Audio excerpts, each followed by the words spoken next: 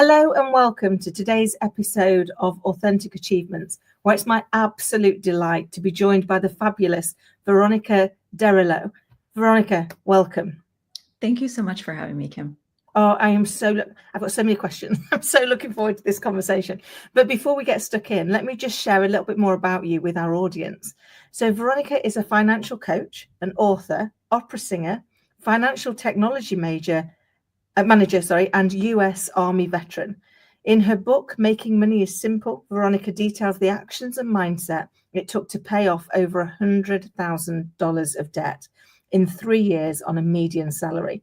And her signature Money Simple financial coaching program helps professionals and creatives stop going paycheck to paycheck so they can provide an abundant life for their families and start living out their dreams. I have so many questions about that. I can't begin to imagine what it was like to be faced with $100,000 of debt, and just how overwhelming that must have felt. How do you get to the other side of that? How do you stop that from robbing your dreams? Because that was a real investment, wasn't it, in being able to create the future that you wanted, but it goes from that investment to millstone very quickly, doesn't it? So could you bring that to life for us a little bit more? Yeah, for sure. So I had been in a string of college education. So I graduated the first time during the Great Recession, and then I continued on. I was like, oh, well, I guess I'll stay in school. So I continued on, and I had always had a dual career. So I did economics and music for my undergrad, and then I went on to get a vocal performance master's, and then on to my MBA for business school. And then by the end of it, I was very excited to start a career in commercial real estate, but then I just was slapped in the face with this overwhelming amount of debt, and I was switching into this new career and starting from the bottom. So I was making a median income. It wasn't anything, I wasn't making a huge amount of money to start. So it was very overwhelming. And then, as an artist, they always say that that's like the thing that will rob your career is having debt. So I was super just pressuring myself to get out of it. And the thing that gave me a lot of hope is I was able to I had this unique experience of working with high net worth individuals as my first job as a commercial real estate analyst. And I saw how they managed money, and it was so different. First of all, I grew up with a single mother immigrant background, and money was just never talked about other than we didn't have it. Or, we were just getting, the achievement was, I was able to pay off my credit card, like that. Yeah. That's a huge achievement, just being able to sort of stay balanced and not let the debt get too overwhelming, was already an achievement in itself growing up. So those were the money messages, and everything was secondhand. Like, we just didn't have much to work with growing up. So I didn't have role models growing up. And then when I got started with this commercial real estate firm, I saw the inner workings of how do you put together multi-million dollar operating budgets for properties, and the way that they managed money and the way that they put together forward-looking projections and like reverse engineered the outcome from the very beginning. I was like, whoa, this is totally different. Like, this is not, I thought I'm managing my Excel spreadsheet budget. Like, I've got my income and I've got my expenses, and woohoo, like that's a budget. But that was just like day to day. It was basically just paycheck to paycheck, managing cash flow, making sure I don't go below zero. But that is not a strategic budget at all. So that's a huge eye-opening experience that I had working with high net worth individuals managing these multi-million dollar budgets. And then that was when I had the awakening of, oh my gosh, they manage money so differently. And actually, I think I can apply this. So that's basically what I did for the $100,000 was I was making 60K. So I was like, I'll just figure out how to live on 30, and just, we really cut down and, having a willing partner. So my husband my now husband, boyfriend at the time, we figured out just, he is very frugal, grew up in a lower working class family as well. And was just having a willing partner that was able to work with at keeping our operating expenses the bare minimum, because we had this vision of, we want to get married, we want to buy a home together, we want to move on with our lives. Having that, being able to have that vision for the future. And I think actually that is a huge achievement in and of itself, is not being so pessimistic and not getting dragged into that toxic mindset of, well, this is all there ever has been, so this is all there ever will be, and actually being able to push on through to a positive future that you've never seen with your own eyes, but your immediate family, but that somehow you think is possible for you. So so often they tell us, don't they, that we have to start with the end in mind, and yet that's really hard when you're stuck in the present.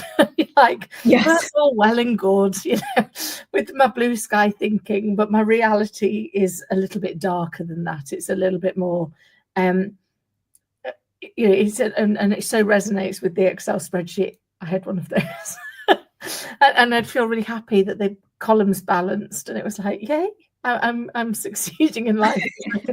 Even if they only balance, like, to a minimal number, they balance. So I'm ahead of the curve.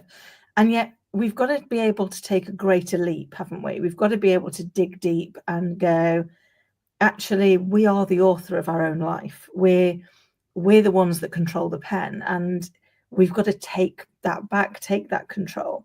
But I also love, what a spectrum of different industries that you have worked in. You kind of like look at it and go, military, opera, business, author, any one of those is amazing. Any combination of them is amazing, but to do all of them, that's like, it feels to me like living numerous lifetimes in one lifetime. So how do you find that all of that lived experience is helping your unique coaching experience and approach? Yes, great question. There are so many lessons that I've been applied to each one of those from the other. First thing with the financial coaching is I've always had coaches and mentors. So I realize on a very deep level how valuable they are for really getting great strides in progress. So I remember my very first coach, let's say it was my violin teacher when I was 8 years old. There was a marked difference, leaps and bounds progress from having a teacher one-on-one versus when I was just playing in orchestra, trying to learn it myself. So that was my very first experience with having a one-on-one coach. And then I was in athletics with coaching, and I had other, I've had voice teachers throughout, and I've had business mentors that made such a big difference in the trajectory of my career. So, and then most recently, and I talk about this in my book, my husband is still active duty military. And so we've moved across the country. And every time I've started in a new region, luckily I've been able with the financial technology company to work remotely, but my music business has had to start all over again in a new region because that's an in-person activity. Yeah. And so I did work with a music business coach when I made my latest move. It was during the tail end of COVID. And when music came back, it came back in big force. Like everyone was trying to audition. So I was like, I don't know how I'm going to make inroads here in this new market. And so I worked with a music business coach, and was really able to make big strides from that. And then that sort of gave me a lot of confidence that, oh my gosh, I had never thought to put my business skills together with my music before. And the creative and the business lessons really gave me a lot of confidence in launching my book and my financial coaching business as well. So they really do tie together. Just the lessons, music is all about excellence, putting in reps, practice, practice, practice, and knowing how to practice well. Military is about repeatable processes, making them brain dead dumb, like that anybody can do them. And because there's a lot of risk and like safety that needs to happen with the military. And then in business, as an operations manager, that's all about putting systematic, scalable processes into place. And then across all of these ventures, being able to reflect on and deconstruct both your failures and your successes. Like I always do a month in review where I look back, and same thing with singing. I'm about to put a post out on this about how I was able to apply like money lessons from singing, because with singing, you have to be nice to yourself, but you have to be able to honestly assess your performance, because I had a teacher that once said that you have to like the sound of your own voice, because if you don't when you're listening to the recording, it's likely that others won't either. So like just being able to honestly assess your own performance without judgment, with grace, but honestly and fairly, so that you can actually improve. So those are some lessons from across the board that I've been able to apply toward the financial coaching. Oh, I love that, because I think sometimes we do, don't we? We put things in a box and we go, oh, well, that's not transferable. And I left school to be a hairdresser, and then I spent the next 30 years in financial services and IT software. So it's like, but with that view that's going, someone's going to work out, they've put the hairdresser on the board, and that's going to be really awkward. But actually what I realized is some of my lessons from hairdressing became my greatest lessons for leadership, because they taught you to listen to what the person really wanted, to help them to achieve it, and have them leave you feeling like the very best version of themselves. And if you can do that for everybody, then that's pretty much good leadership. So I love how you've been able to take those lessons that were learned perhaps in an environment that you may not seem so obviously linked, but recognize that learning is moving across. And I think I heard somewhere with musicians, the same as with top athletes, is you're taught not to practice till you get it right. You're taught to practice till you can't get it wrong. Is that fair? Yeah, I would say that's a good framework for thinking of it. The way that we think, I've heard it said from a teacher in opera was, and I think this is common in opera, like, you can only trust your average performance on any given day. They always say, like, the best performance you're ever going to do is in a practice room with nobody listening to you. So you can only rely on, like, what is your average? And that is what, as long as your average is like, that's horrible. Like, I can work with that on a daily, like, you can't expect that it's going to be the top. Maybe you'll have, only a handful of days in your lifetime, and no one's going to hear those days. But as long as your average is, you've put in the reps that that your average is a workable product, at a high level still, but that the average is that, then you're going to be successful. Oh, I love that, because for me, one of the things that life's taught me is success comes from the consistency, from the constant practice, and from to your point, I loved what you said, to evaluating yourself with grace, but also with honesty, so that you can go, these bits were okay. I spent many years, not just myself, but with other people that I led, seeing people trying to fix the thing they were good at, because they couldn't acknowledge that they were good at it. And you're like, no, that's your strength. Over here is the area that we need to work on. So learning that skill to be graceful but honest with yourself, both positive and developmental, is a real game changer, isn't it? Definitely, yes. The grace, because then otherwise you're just beating yourself up, and it's tough. I used to be that way, and it's actually counterproductive, and it's actually not good practice, particularly in a physical field. Like, every time you practice, I used to over practice, and then I had a teacher that said, actually, I think you over practice and you just end up the level ends up deteriorating over time, and then you're practicing that. So it's better actually if you practice less and it's right every time you practice, so that becomes the habit. They say that in the military too. Like when I did my first push-ups, they were like, no, you're not going deep enough there. And then when I felt what a real push-up was like, I was like, oh, that is so different. But practice that every time. And I'd rather you only do 5 true push-ups and then, slowly build reps over time than do just, 50 incorrect ones. Then that's the habit that you're building. That so resonates. It reminds me of many, many years ago. I was leading a team, and the task was that everybody got 8 sales a day. And I had this girl who couldn't get past 2. So I was like, today your target is 2. And she was like, no, the target's 8. I went, yours is 2. You get me to 2, 2's good. And she went, but we won't hit. I said, we will, because the rest of the team are gonna pick it up. I said, I'll be really honest with you. Once you hit 2, tomorrow your target's 3. So I'm not going to lie, but there's no point giving you 8. You can't see it. It's too far away. So actually what I need you to do is feel the success of hitting a number we gave you. Then we can start to stretch the number, can't we? To your point, if you get 5 brilliant push-ups, we can then stretch you to 6 and to 10 and to 15. But if you get 50 rubbish ones, then, so we're not really teaching you the thing we'd like you to repeat. I love that. Yeah, definitely attainable goals. That's in my budgeting method.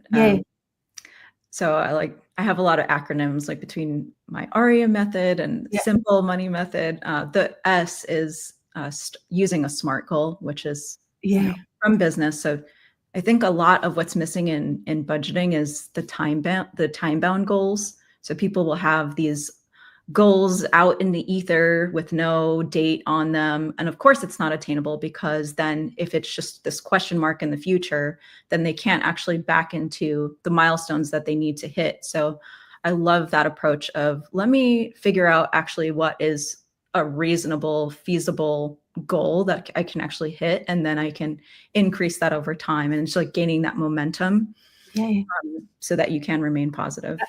And I love that from how you're taking that kind of business element, because over the years I've led people that fall into one of 2 camps. Either they set the goal, but they're so unrealistic in what's expected that they then beat themselves up for not having done enough, or they do the opposite, which is they think they're further along than they were because what they've done. I had a girl years ago who set her goal to rewrite the induction training for one of the largest 4 banks in the world. And I was like, and how much of that did you really expect to do in a week? And she was like, what do you mean? I said, so you're feeling really bad because you've not achieved it, but how much of it could you have expected to do in a week? So you kind of need to break the goal down. It's like, that's the ultimate goal. But you need to be realistic on what can I expect of myself in the next week, in the next 2 weeks, in the next 3 weeks, so that then you can truly evaluate, are you on track or are you off track? And if you're off track, then you can have a word with yourself. But if you're on track, stop beating yourself up about the fact you've not completed the whole thing. So I love that in your approach, it is about keeping it simple, but keeping it trackable. So that you can be honest with yourself in those reflections on, have I done what I said I was going to do? Am I where I thought I was going to be? And if I'm further ahead, great. What was different than I expected? And if I'm behind, what didn't happen that I thought would happen? Because that seems to run through all of the areas that you've operated in, whether that's military, whether that's opera, whether that's finances, whether it's technology. It's in that honesty, isn't it? Yes, for sure. Yeah. And I can so relate to what you just said, because I get very impatient with myself. And I like you said, sometimes I talk to people and they're like, are you 50 years old? Because you seem like you've lived so many lifetimes. But like they're like, I don't understand. How did you like squeeze all that in? But I get very impatient with myself. And then sometimes I'm like, oh, I'm behind. But then, it's so nice actually to have things to work with coaches myself, because when I've talked to a manager or a coach, like particularly the music business coach that I was telling you about, sometimes I'd be like, oh, I didn't get all the things done that I wanted to get done. And then I'd be like, I only got like X, Y, Z, A, B, C done. He's like, what? You got so much done. So I do this month in review at my job for myself and for my own reports, where we will actually inventory everything that we got done this in the month prior. And sometimes it's, a little on the lighter side, but it actually is a nice, like, when I know the month is up, if I have it, it's a nice reminder, like, oh, if I haven't gotten some of the high, the top task, then it's a little pressure for myself to complete them. Or if I'm beating myself up and I actually have like a pretty good list of the things I've accomplished, I'm like, hey, actually I did do pretty well this month. So yeah, sometimes, I don't know, I think some people have a more reliable pulse of judging themselves, from what I can tell. Some people have like better pulses. I don't personally. Like I tend to beat myself up. So it's actually nice to have it written down, because I can be a little too harsh on myself. That so resonates. I spent years, and I had a boss who once gave me, which probably got to be some of the best advice I was ever given. He said, I've never met anybody who beats themselves up as regularly or as harshly as you do. And if it weren't for the fact it was so tragic, it would be a key skill. I was like, wow, that's feedback. He said, you get given feedback from your direct reports that most people would pay for. And all you do is hone in on the fact that one person said you didn't do one thing one day in the year. And I was like, wow, that's a bit I need to work on. But you need to be able to have the balance to see the things you do well as see the things that you've yet to achieve. And to your point, it's the bit that gives you the fire in the belly if you've not quite done everything you wanted to do. But it also allows you to, I often use the analogy of like if you were to climb Everest, they have base camps along the way. And some of that is so you can recognize how far you've come, to give yourself the motivation and the inspiration to do the next part of the journey. And I think those moments of self-reflection, I'd love to know your thoughts, at the end of every month, are kind of like that base camp piece, aren't they? It's like, well, let's just check how far have I come versus how far have I got yet to still go. So not to let yourself off the hook, but to ground yourself in the fact that, we've achieved a lot. We've achieved a lot of stuff that people would be really grateful to achieve. And sometimes maybe it's our own personal expectation of ourselves that can be discolored. We can't always see what we have achieved because we're too busy looking at what we haven't achieved yet. Does that resonate? Absolutely. Yeah. Expectation gap, and your expectations only continue to rise. I don't think that if, sometimes I think about this in music a lot, like where I am, I'm like pretty happy at what I've achieved in my music career. I don't know that I often think like if I'm ever like jealous of any other artist, I'm like, someone's probably jealous of where I am. Like, it's not anything it's something that I'm proud of. So I think about that a lot in music. And then on the, personal finance side, what I've been able to achieve, maybe it's like nothing in the whole scheme of the world, but 17-year-old me before I left home, I don't know that I would have been able to imagine the person that I am today. I feel like from that perspective, everything is like a miracle, to be honest. So yeah, I think thinking back to and having that longer term perspective, I think is important. Yeah, that it's so true. I mean, I've got a little girl who's 8, and I'm always very, very conscious of the fact that, I had her late in life. I had her at 43, and I was very much in the world of, not thinking you were good enough. I'd achieved lots of things, but I never really felt I should have achieved them. I felt a bit like a massive imposter that shouldn't be allowed to do any of those things. And then it struck me that if I wasn't very careful, that would be the legacy I'd leave her. I would leave her doubting herself. I would leave her in a place where she didn't think she was good enough either for the things. And I read a study that had been done, and they'd taken two groups of people, and one group were constantly praised for their achievement, for what actually happened, and the other group were praised and recognized for trying. So for constantly getting up and trying again, whatever happened, getting up and trying again.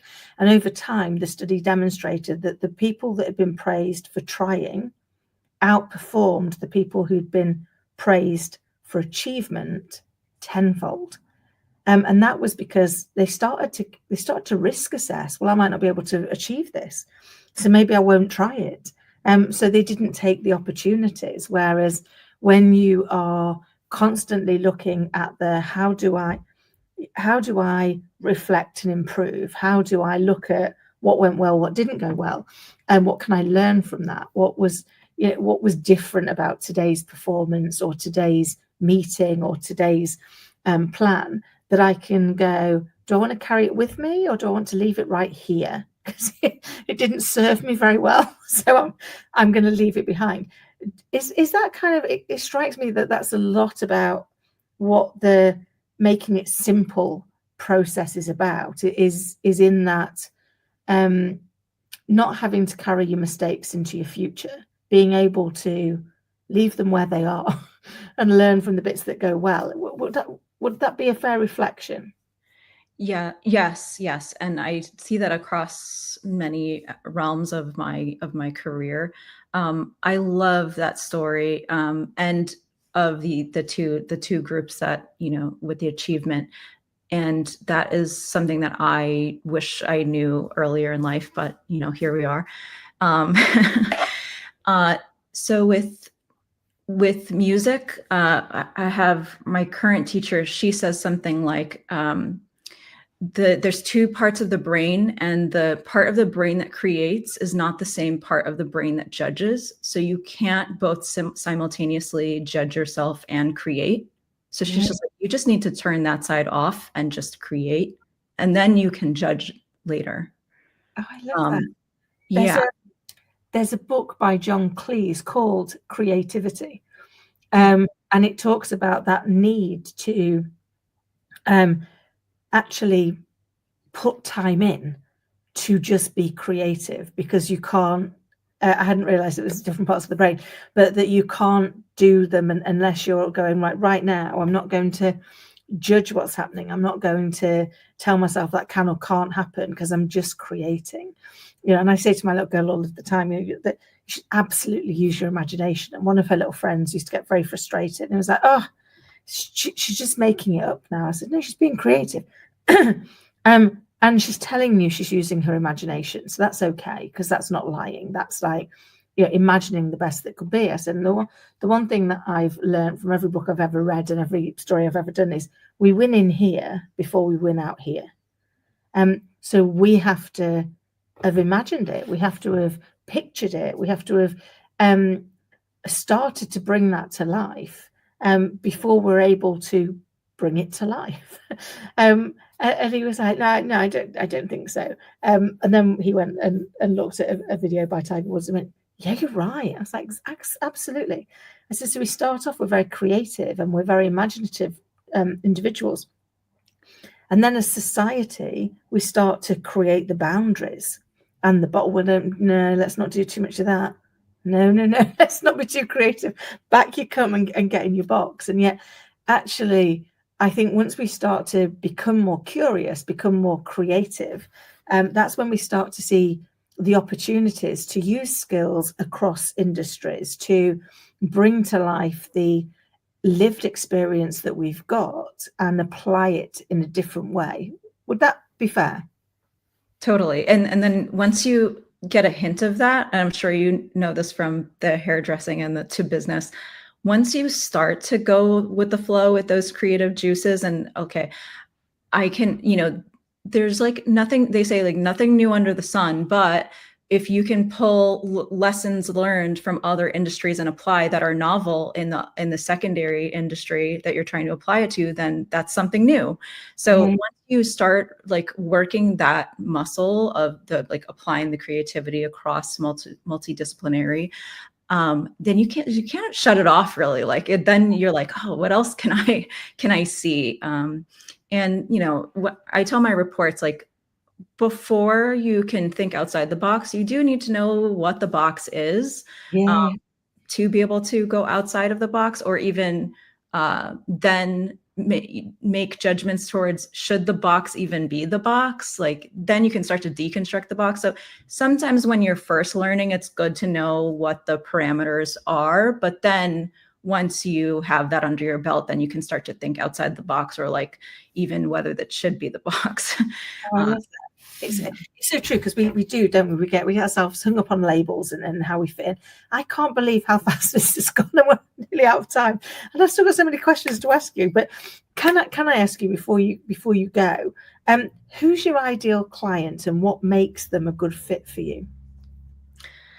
I love to work with rising professionals and creatives. And by that, I mean those who have been able to see some increase in income. So they've seen some progress in being able to raise their income. However, they haven't seen progress in either paying off debt, being able to save, starting investing. So something in there is stuck because they've just increased their lifestyle along with it. And so there's like a disconnect, like, okay, I've been able to increase my income, but I still feel the same I did before I got the raise. So what's happening here? I love to get in there and help the people that are kind of stuck. Oh, I love that. And it will be in the show notes today, but could you share with us how people can get in touch with you? Absolutely. So my website is makingmoneyissimple.com. You can follow me on Instagram at Making Money is Simple. And then also my book, Making Money is Simple, is available on Amazon in Kindle and print. Amazing.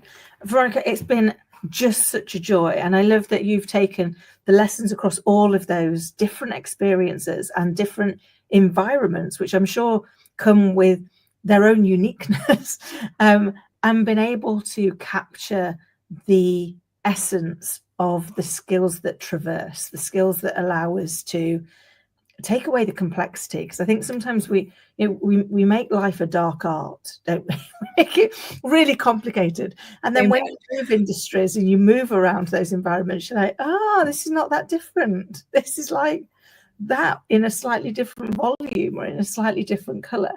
And so I'm so very grateful that you came and you've shared such great insight with us. So thank you. Thank you so much for having me. This was a blast. Oh, I've so enjoyed it. And for everybody listening and watching, I hope you found it as insightful, inspiring, and thought-provoking as I have. And until next time, take care.